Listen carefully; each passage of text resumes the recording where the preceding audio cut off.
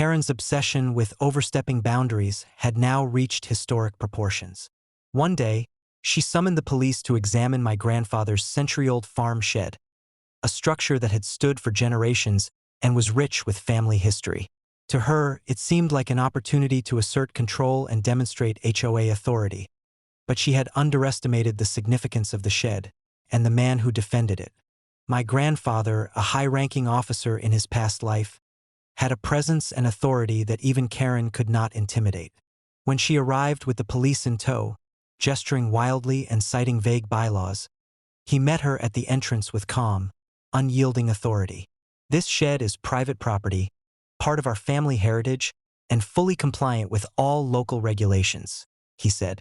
"Any interference without lawful cause constitutes harassment and trespass." Karen's face contorted with frustration. She had assumed that her status as an HOA enforcer, combined with the presence of police, would compel compliance.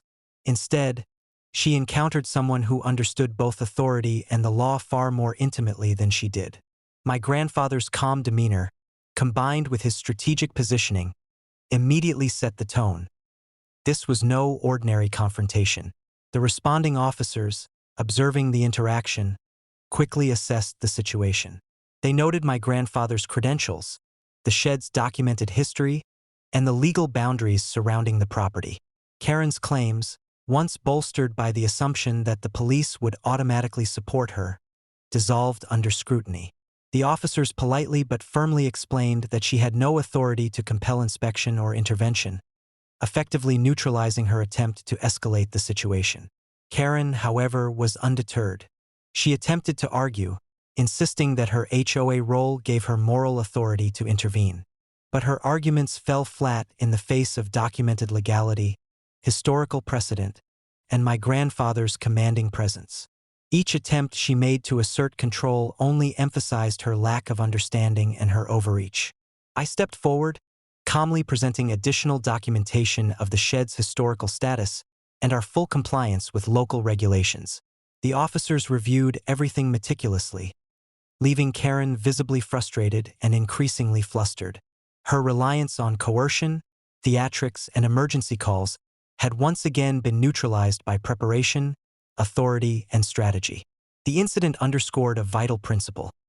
Karen's obsession was predictable, and predictability allowed it to be countered effectively. Each escalation, each attempt to manipulate authority, was now met with foresight, documentation, and calm decisiveness. The HOA's overreach was exposed, her moral posturing revealed as empty, and the shed remained fully protected. By the end of the day, Karen had retreated, muttering complaints, while my grandfather and I ensured the shed and surrounding property were secure. The neighborhood, increasingly aware of her repeated failures, began to recognize a clear pattern. Her attempts to assert authority were consistently anticipated, countered, and documented. Her obsession had become a liability rather than a source of influence. As I walked along the farm, observing the shed in the warm afternoon light, I reflected on the lessons of the encounter. Authority is not conferred by self-importance, loud proclamations, or coercion. It is established through knowledge, preparation, and lawful action. Karen had attempted to challenge that principle repeatedly, but each time, she was met with calm readiness and strategic foresight. That evening, the century-old shed stood undisturbed, a testament to the enduring power of preparation, authority, and foresight. Karen's obsession, while relentless, had been rendered ineffective once again. The HOA's attempts to interfere had failed, and the legacy of the property, and the authority to protect it, remained firmly in our hands.